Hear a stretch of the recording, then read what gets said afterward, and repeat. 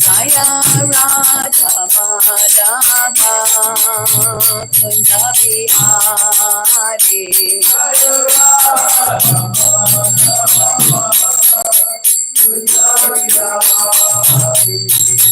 Gopi Janavallabha Jivanadari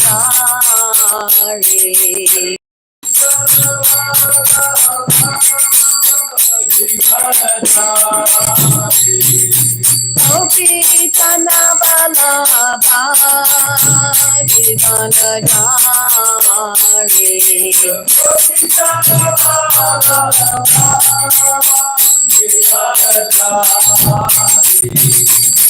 Yasodanandana Bhajana Ranjana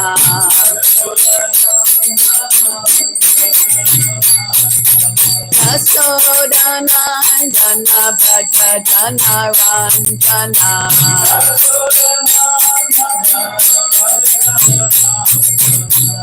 Amurachira Vanachari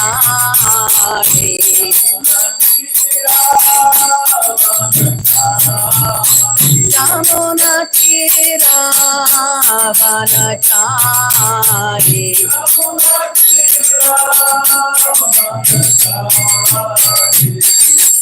Hare Krishna, Hare Krishna, Krishna Krishna, Hare Hare, Hare Rama, Hare Rama, Rama Rama, Hare Hare.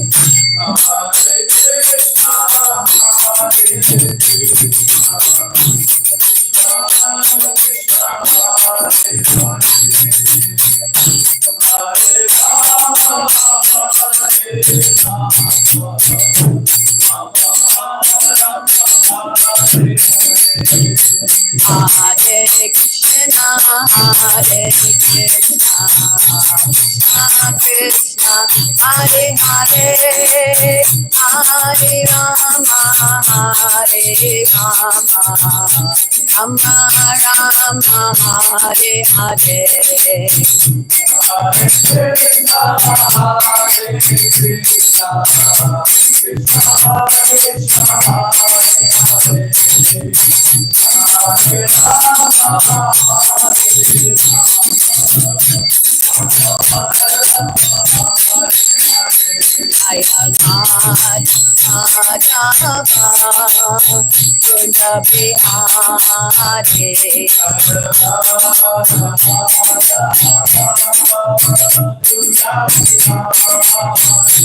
Jaya Radha Madhava Kunda Bihari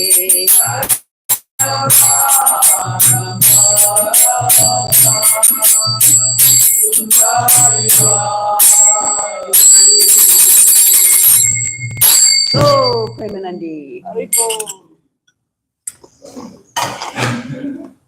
Om Namo Bhagavate Vasudevaya. Om Namo Bhagavate Vasudevaya.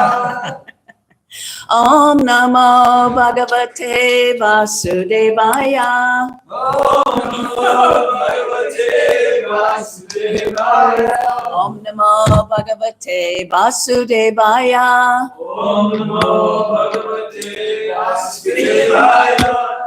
Reading from the Srimad Bhagavatam, Canto 4, Chapter 23, Text 32.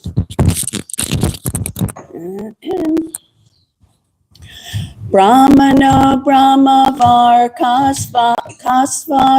Kasvadvi Rajano Jagatipati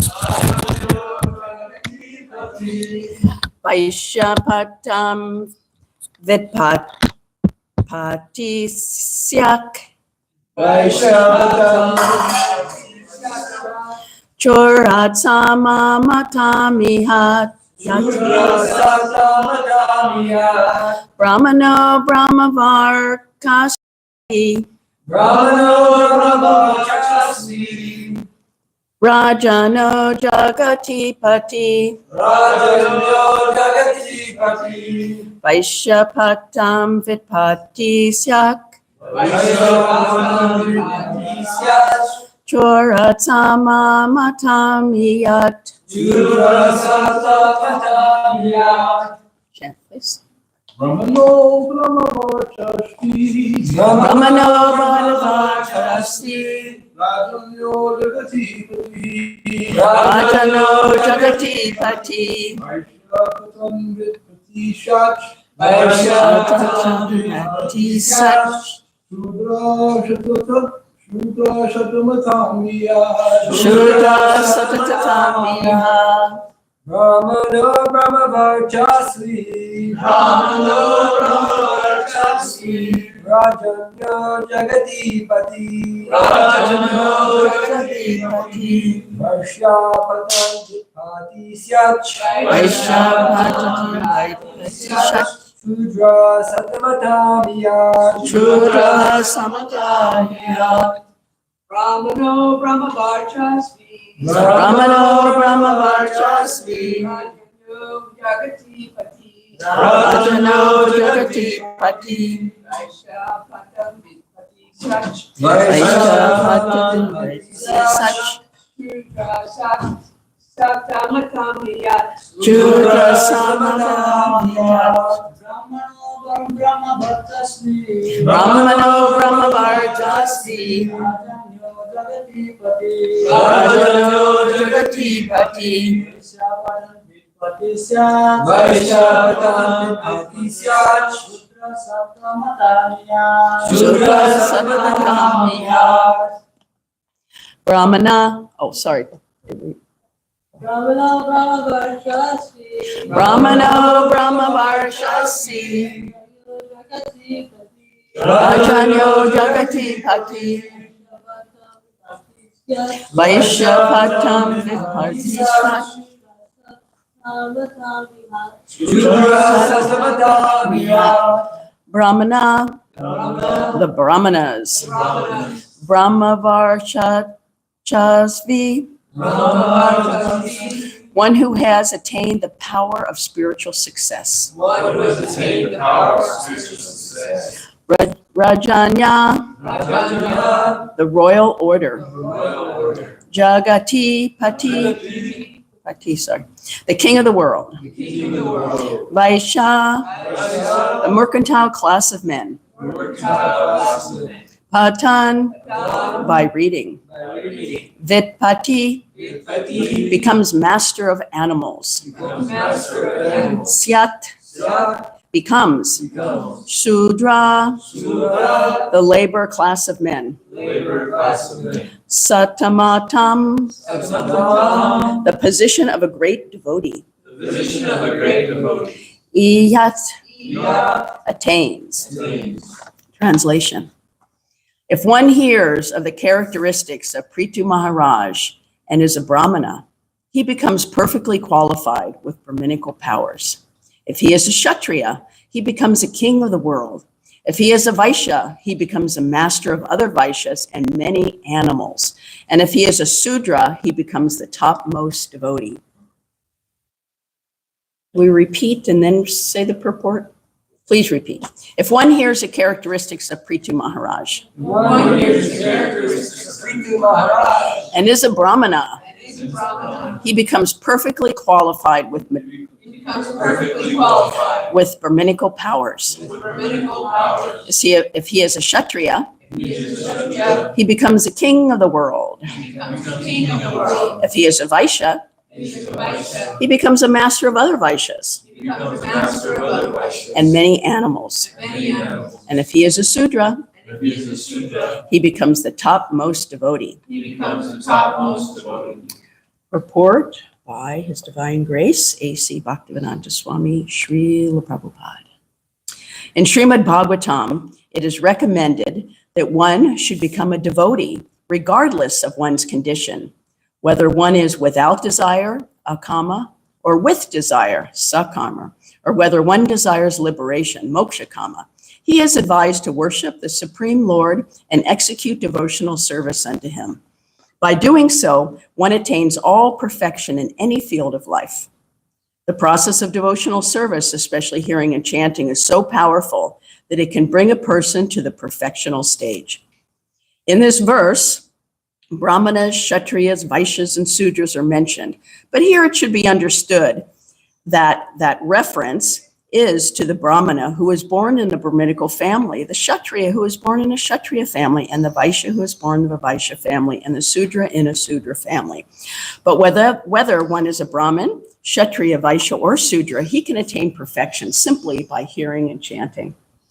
To take birth in a family of Brahmanas is not the ultimate finishing touch. One must have the power of a Brahmana, which is called Brahma Tejas. Similarly, taking birth in a royal family is not the all in all. One must possess the power to rule the world. Similarly, taking birth as a Vaishya is not all. One must possess hundreds or thousands of animals, specifically cows, and rule over other Vaishyas as Nanda Maharaj did in Vrindavan. Nanda Maharaj was a Vaishya who possessed 900,000 cows and ruled over many cowherd men and boys. A person who is born in a Sudra family can become greater than a Brahmana simply by accepting devotional service and giving oral reception to the pastimes of the Lord and his devotees. Om Jnana Timurandasya Gananjana Shalakaya Chakshur Tamyena Tasmai Shri Gurave Namaha. I was born in the darkness of ignorance with my eyes closed shut. My spiritual master kindly opened my eyes with a torchlight of knowledge. I offer my respectful obeisance unto him and to all the devotees. So I just wanted to say before I start that I'm happy to be here. You may not be happy hearing me, but I'm happy to be here. And I was trying to think of, again, meditating on why I don't like to get class. And besides my superficial reason of I'm always busy, is because I'm scared. Like if someone says, cook a feast for 100, 200, no problem. You know, dress all the deities in under an hour, no problem. You know, organize a festival, no problem. Give a class. So we all have things that we're fearful of. Of course, ultimately, we should be afraid of birth, death, old age, and disease. These are our biggest fears. But in between those, you know, we become fearful of certain things if we don't think we're good at it or we don't have enough practice or something. So these kind of things are great opportunities for Krishna to encourage us to step forward. Actually, I get encouraged by Lalita because anything that comes up, I mentioned her and she'll like, yeah, I'll go for that. And I was like, oh, really?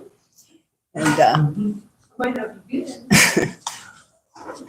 so anyway, we should all try, because we all have certain, you know, hesitations and certain fears, you know, due to our conditioning or due to our mental situation. So Krishna consciousness is a wonderful way to try to, you know, break out of that. In the material world, people like to exploit that in others. If someone has some fear or some hang up or some problem, you know, then they're like, aha, you know, let me get that and let me just, you know, squeeze it a little bit, or let me make fun of the person, or let me take this opportunity to get on top of them and surpass them. But devotees are so kind and so encouraging that we may not have all the qualities that we need to go back to Godhead, but the devotees are always with us to help us and encourage us.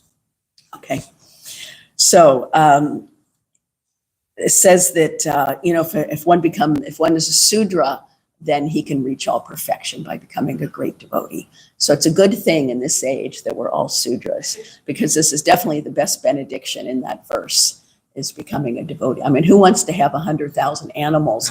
I mean, we have a handful here. We can hardly. I'm still waiting for someone to come forward and bathe us, bathe a turkey. And we only have, you know, a handful of animals. So who would want that? And who would want to be king of the world? You could see, you know, because the political thing is happening right now. And I mean, how much stress that is, how much craziness is going on. So imagine if you were in charge of the world and how much, you know, how many ads would be about you on TV. So actually the best position here is to just be a topmost devotee. It also says that Vaishya, if you want to be a Vaishya, you have to be a master of the other Vaishyas. When after the Bhagavad Gita was printed by Macmillan Company, then Prabhupada wanted to, you know, do a whole unabridged version. And so he, the Dainippon Company in Japan was willing to do that. So actually Prabhupada flew to Japan with a few devotees to meet with all the Dainippon executives. And so there, Prabhupada and devotees were making their pitch of, you know, why they needed the Bhagavad Gita unabridged and such a prestigious company and like that. So many of them didn't speak any English, so there's some translators. So they met and then they took a break. And when they went out, then one of the executives, young executives, was there, and he went up to Prabhupada and was approaching him, but he didn't really speak English well. And Prabhupada was very gracious, as he always is to guests, and said something to him to the effect of, because Prabhupada never took any meeting, no matter who it was with, to be, but he was always talking to their soul, talking to a devotee. So he's asking, what is your goal? So he couldn't really communicate, so he took all the cards Prabhupada had gotten. That was a big thing. Now hardly anyone carries cards because everyone has everything online, but before it was a big thing to have cards. So Prabhupada got a card from all the executives. So the man took the cards out of Prabhupada's hand, and he put all the cards, he put his card on top, and he handed it back to Prabhupada. Prabhupada could understand that the goal of this guy's life to be the top dog, to be the top of the pack. So that's materialistic consciousness. There's a understanding that if one meets a Brahmana, one says to the Brahmana, how is your bhajan? So how is your sadhana? How is your chanting going? Because this is something that is very important to a Brahmana. And, you know, how is your spiritual life going? So to a Kshatriya, one says, and how's the kingdom? You know, how's the temple going? You know, how's the people under you? Are they cooperating, or is there a coup or anything going on? And then to the Vaishya, he says, how's the bank balance? You know, like, how's business? You know, how much you got in the bank? How's it going? You taken over any companies like that? That's the kata. And to Sudras, they say, how are you?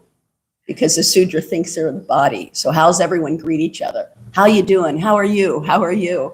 You know, everyone's relating on that platform of Sudra, because Sudra, so there are a few definitions of Sudra. One is one who laments, and another one is one who thinks they're their body. So that's kind of interesting.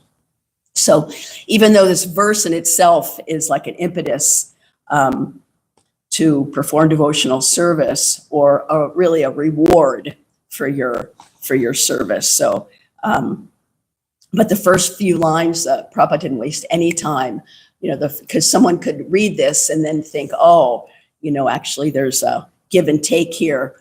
You know, I want to be this because I get this reward. So Prabhupada, right in the beginning, he nips that idea, and he just says that in any condition, you know, one should serve Krishna. And then he quotes or takes some out of the verse from the second canto of the Srimad Bhagavatam. Akama savakama vo moksha kamo daradi tivrena bhakti yogena yedam purusham param. So the verse translation is a person who has broader intelligence. So what does that mean? You know, broader intelligence in the spiritual life means if you're really intelligent, you know, if you understand everything that's going on. So that means if you have akama, kama means desire, so means the opposite. So no desire, sarva means all, so all desires, or moksha, liberation, or you desire liberation. So whatever it is, if you're in one of these categories, which is all of us practically, then what's the result? One should worship Krishna. That is there. Krishna told Arjuna in Bhagavad Gita, these are really two beautiful verses. And when I read this verse, I was thinking about them because within the Vedas, there's different verses such as this to kind of encourage people that might not be on the platform of pure devotional service to offer service. So this is from chapter 2, text 42 and 43.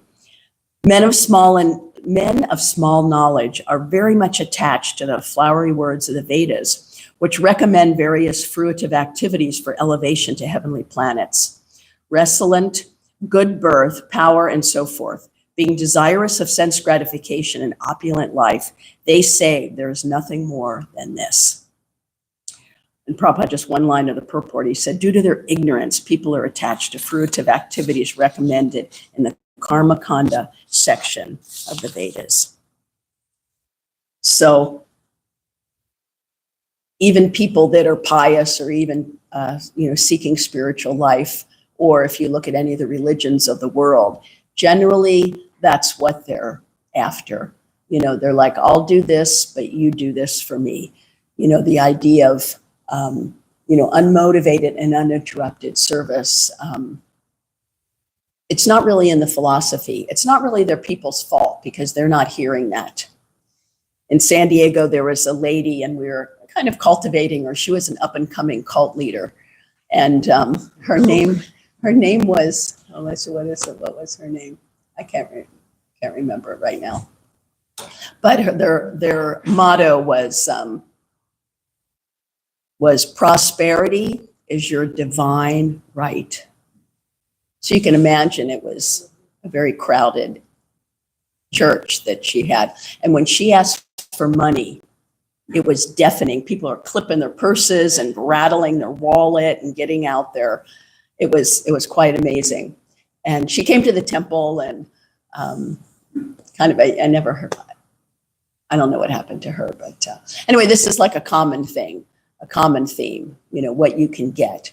So this verse kind of fits right along with that. So people that want to read the Vedas, instead of the verses that say surrender to Krishna, give up everything for Krishna consciousness, they're attracted to these kind of verses. But still, because the philosophy is so perfect and the Vedas are so wonderfully written, that even if you're attracted to this kind of thing, still there's benediction, and that benediction leads to Krishna consciousness. So what is the benediction is if you hear about Maharaj Prithu, and there's many like that you hear this pastime, you hear that pastime, and then you get love of God. So how is that possible? But the whole thing is hearing and chanting, and Prabhupada keeps bringing back to hearing and chanting about Krishna. All this is good, all this is important, but really the important thing is hearing and chanting about Krishna. So that verse is, Savai Humso Paranarmo Yato Bhaktir Hokshaje Haitukiya Pratiyata Yayatma Supersediti.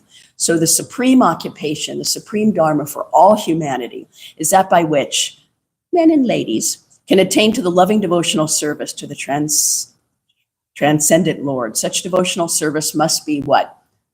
Unmotivated and uninterrupted to completely satisfy the self. So if we go for these things, we know that we actually won't be completely satisfied. We have to be totally unmotivated.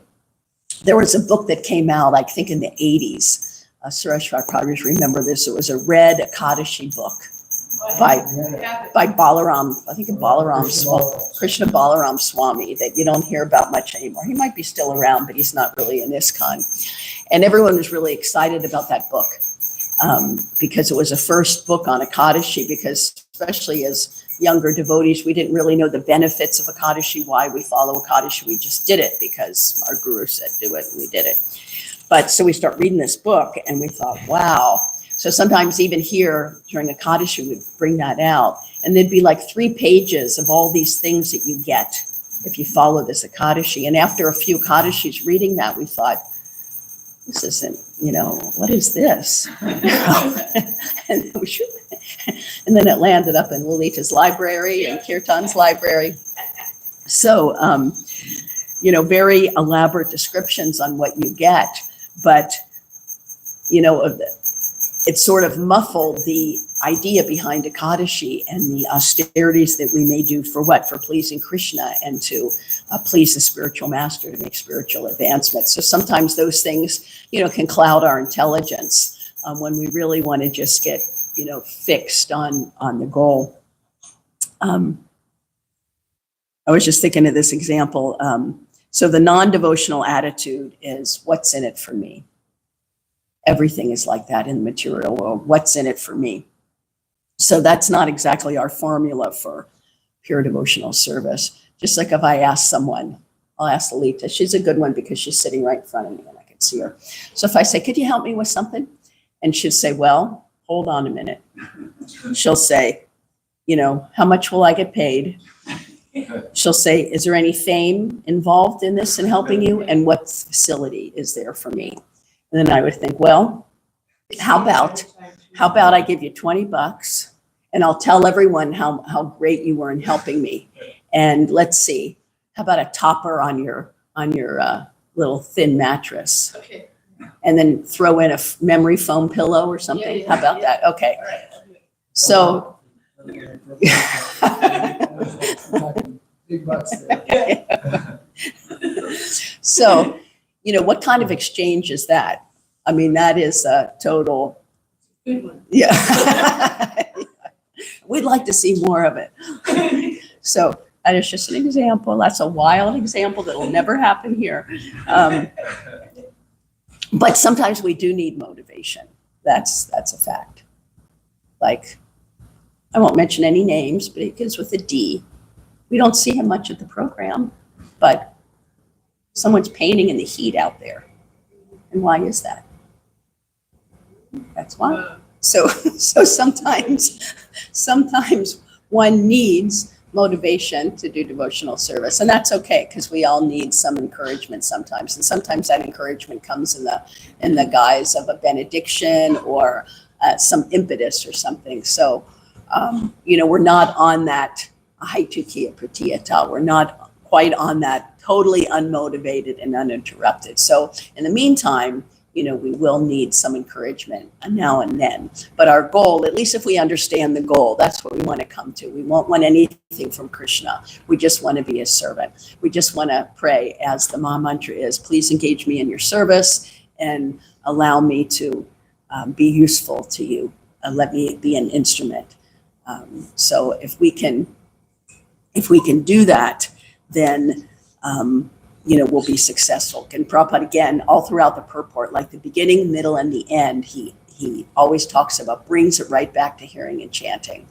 That this is what we need as devotees to do, this is what we need as a community to do, and this is what we need to spread to the neighbors, the towns and villages in the world, and that will bring us success. So let's see, what time is it? Oh, is that all? Yeah.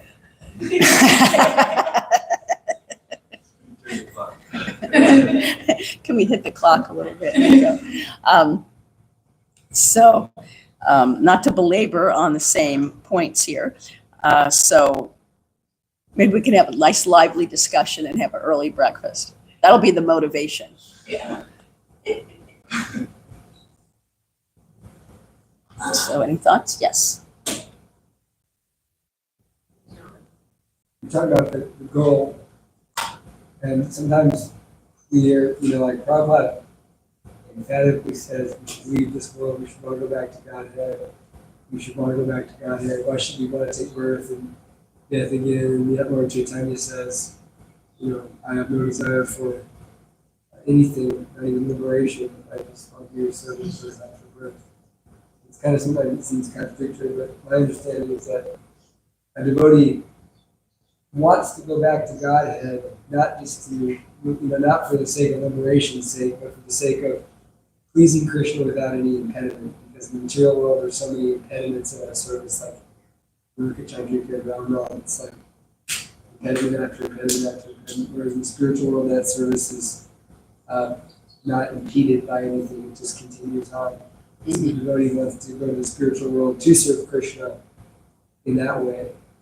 And in the mood of one of the residents of Vrindavan, not just for the sake of wanting to go back to Godhead, but you see that in Prabhupada's preaching, he does make that point very often that, because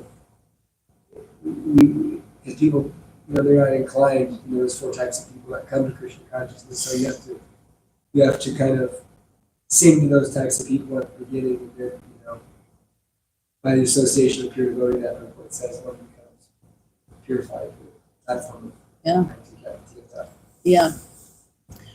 When a devotee told Prabhupada, I just want to come back birth after birth and serve you. And I don't know, maybe they're trying to impress Prabhupada with their humility and their determination. And Prabhupada said, don't waste your time in this material world. Do your business and get out.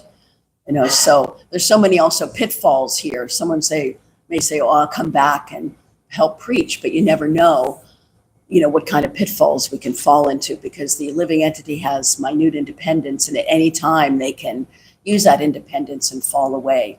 I mean, look, we left the spiritual world, so we can do it again. So that's why King Kulashekar said, Krishna Tvadiya Parapanka Japan Jarantam. I don't remember the rest of it. But right now, may the swan of my mind immediately sink down to the stems of your lotus feet and be caught up in that network. Otherwise, at the time of my final breath, when my voice is choked up with mucus, how is it possible to think of you? So that's why the benediction is there for the brahmachari. May you die immediately because you're absorbed in Krishna consciousness. And that's the best way. But there are great devotees, and we do read about them, like Vasudev Dutt and Haridas Thakur, that said, I'll come back and take the sins of the world. And, but we shouldn't flatter ourselves and think that we're in that platform. If we have a chance to get out, we have to take it with all the gusto we can. And like Kirtaneshvara said, we're continuing our service. We want to be with Krishna to just serve him and not be entangled here in the material world. And that is also a reward. That's not the reward, like going to heaven. That's all they're thinking about. So we do want to go back to Godhead. But in the meantime, we want to take as many souls back with us as possible. And that way it's, most pleasing to Krishna. Yes, Thank you. What you were saying, one thing I thought of was one of the Kunjas acharyas talks about this world is like a bathroom, and you just want to do your business and get out. And you don't hang out in the bathroom. Right. But I was thinking, aspiring to become a servant is a tough pill to swallow. So I was wondering what you would say, other than wanting to get out of birth, death, disease, and old age. Is a reason that we want to become a servant of Krishna. In other words, is there some glorification that comes to your mind of why Krishna's so cool? Why I want to become a servant? Why you'd want to become his servant? Yeah, it's tough to want to be a servant. Yeah, but on the other hand, it's protection, because when you're the master, then really that's a lot of responsibility there. And really being the servant is easier in a sense, because you don't have to take on that huge headache. You can just serve, and you're serving in the mission. So therefore, you're protected, and it's actually easier. Of course, that's generally more of a female. Of course, we're all females, and Krishna's the only male. But that idea of just surrendering, just like the child just wants to, cuddle up in the mom's arms and just surrender there. He wants to, serve in that capacity, because he knows that the mother will totally take care of him, feed him, protect him, do everything for him, provide everything for his needs. So that's a really secure, nice position. I'd always see in San Diego, there was a lot of mothers with their kids, and they'd bring the kids to Mangal Artik, and they'd be snoozing in the corner on a nice soft blanket. And I would think, I would like to be back there. That looks pretty good to me. All cozy, and you're still here, so you're hearing the vibration, but you're sleeping. So actually, I think it's a great platform. Servant, it's great. I mean, you live at the master's house, you eat the master's food, you do everything, but you don't have the responsibility and the headaches of the master. So I think it's a good deal. Just have to switch your thinking around. Yeah, I remember you making me think of the king and the servant. The servant gets all the facilities of the king, but doesn't have to stress Yeah. as much. He's all stressed out and he's sitting back, with his feet up on the table and munching on some snacks and turning the TV on or whatever, while the master's out working and providing, for everything. So, Krishna's, that's like such a wonderful elevated position. Like if someone came in there and said, or we're having a special guest, he's the personal assistant to the president, that is a big position. And we'd like roll out the red carpet and, give him some nice prasadam. And so, that's actually a very prestigious position, a servant of Krishna. So, thank you. No, it was just along with the tribulation. It reminded me of the 7th and 9th chapter, Grace Mother Sandamini, was talking about how for the pure devotee, heaven is but it says because with Krishna. So for the pure devotee, it's like they already know their eternal service. They know what they know their service, they know their person did with Krishna. And like Prabhupada, the way he said, I'm not writing these books, Krishna's writing these books. Because like Krishna's personally like the king. So, we're on that level where you can communicate with Karma and the heart of Krishna. You don't really need to necessarily go back to Godhead, although it would be nice if angels would be like, okay, Krishna, wherever you want to go and go. Yeah. Because you know what you are. And until you get to that point that you know what you are, there's always a chance you can fall back down. Because you just have some theoretical idea, okay, I'm serving Krishna. Mm-hmm. So you don't really fully, it doesn't come together when you Right. have the experience. Right. That made me think of the story of Radharani, how when Radharani was going to come down to have the pastimes with Krishna, she didn't want to come. And she actually had her eyes closed because she didn't want to see anything in the material world until they thought she was blind. And then Krishna came and then she opened her eyes. So, and also Prabhupada also didn't want to come down to the material world. He said a nasty place. And Krishna had to encourage him a little bit to come down. So on one hand, yes, heaven and hell is the same because they're all serving Krishna, but there's some benefits for being up in the spiritual world, that's for sure, that aren't here. Just because, how you see something and you can't unsee it. So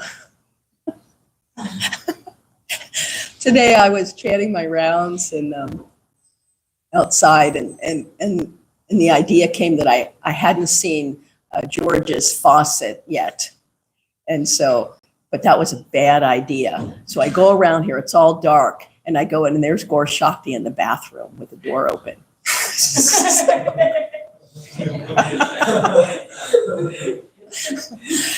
like, whoop, can't unsee that.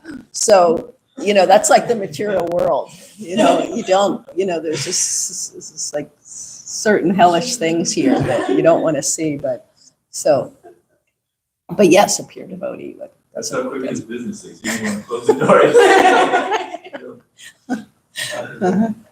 Yeah. That's one of the sure symptoms that it's very hot in July as Burshaki loses his shirt.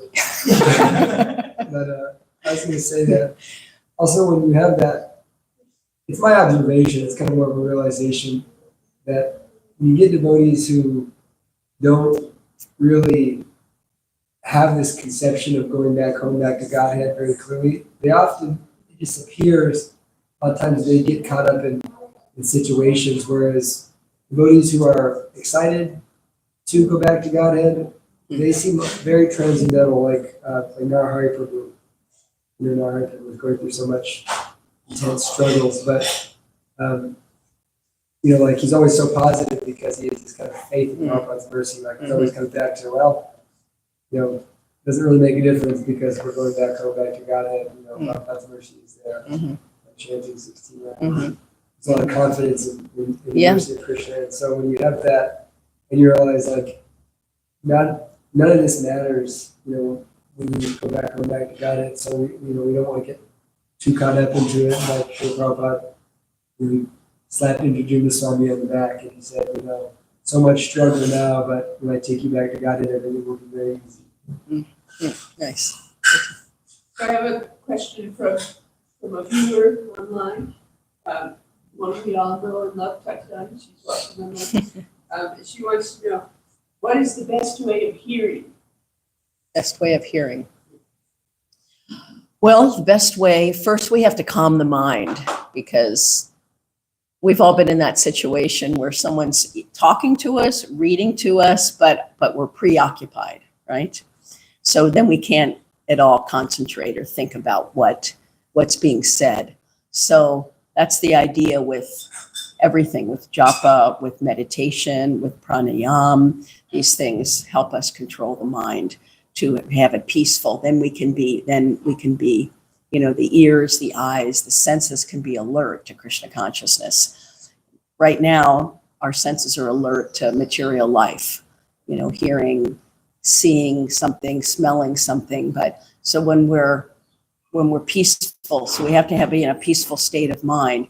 And then that hearing and chanting will be, the receptacle of the heart will be open, and we'll be able to appreciate what's being said. Sometimes we have to hear a couple times, 3 times, 4 times, 5 times. Many people say Prabhupada's repeating the same thing in every page of his books. You're not your body, so many things. So why? Because we have to keep hearing. So really the best way to hear is just to hear, because we just keep hearing, and it'll sink in. Maybe 1% now, tomorrow 2%, 3%. We just keep with the process. That's why it's always recommended hearing and chanting. That's why it's the first 2 processes for devotional service. So that's what I would say. There might be better explanations. But. Okay, yes. As far as Dani Bihari's comment, tough pill to swallow. It's a tough pill until you realize I'm serving anyway. Yeah. That's the illusion. We control it. We're always serving, but we're serving, as the Acharyas say, bad masters. They don't give us any peace. They're never satisfied with the service, and they always want more. Mm. Right? And then that's one angle, and the other angle is, I think, wow, sometimes people ask me, you've been doing this for over 50 years. You could have done so many other things. Sorry that you gave your life to the Hare Krishna. No, I'm not done. I've never done what I thought that they would do. So many things I never would have. In terms of just materially, that's what we want. Travel and eating. Mm-hmm. So, we're not losing by serving. Yeah. That's a great point. We're always serving. Isn't that one of Narantara's songs? Let's hear a few lines from that. Which one? We're always serving. Which Beatles song? I don't remember, but that just came to mind, that we're serving someone. Yeah, it's a whole thing. I'll have to look it up now. But, we're always serving someone. And Prabhupada said, if you have no one to serve, you serve the dog. So. That's what I serve. Yeah, there you go. But the soul is this naturally, the propensity of the soul. We're all servants. It's just a question of who do you want to serve. And, we have to be humble and admit it. And then we get into it, becomes joyful. We're talking about these Shruti verses, these benediction verses. I think that the Chaitanya Charitamrita and especially the Chaitanya Bhagavatam, that those are the most, really give you a lot of hope, some of these lines in the Chaitanya Charitamrita, for he who hears this pastime, he will see Lord Chaitanya face to face. Mhm. And I always feel like that's always so encouraging when you hear the Krishnadas Kaviraj and Vinamdas Thakur say, for he who hears that pure devotional service is guaranteed to them, he will dance with Lord Chaitanya. Mm. So, a lot of. Yeah, it's all there for us. It's just almost within reach. So we just keep going, keep following the process, keep steady in our service, keep serving our spiritual master and the mission of Srila Prabhupada, and all that's You gotta read guaranteed. the Bible to get off this dimension. Just a quick thing, I don't mean to talk about myself, and I'm not really going to, but what he was saying about Narahari Prabhu is, you know, I'm going through a similar thing, and I feel that love even through all the resistance. Mm. I feel like you really do get that, and it's, you know, not just me, we're all going through different, whatever resistance it is. And I don't know, I thought of my own little, like, silly analogy of, like, the difference between being, just say, like, in a virtual reality machine is more of like a karmi situation where you're going through all these ups and downs, but you're not really going anywhere. But for us, for the aspiring devotees, it's like being in an airplane or, you know, a rocket ship Mhm. where you're like, Mm. you may be going through similar things, but you know you're going like full blast somewhere, and you can feel that connection with Krishna. So Yeah, very you get nice. more and more invigorated Yes. no matter what's going on. Yes, great point. I always try to remind myself when I'm suffering that, you know, I'm purifying myself, that the suffering is not just for naught, it's not just suffering to suffer, but we're purifying ourselves. And also Krishna's minimizing our suffering so we can easier purify ourselves and get the ultimate goal of going back to Godhead. Okay, now I'm actually going over. Do you believe it? Well, this is not making me go. Right, I would flicker the lights, open the door, start rattling the plates. Srimad Bhagavatam ki.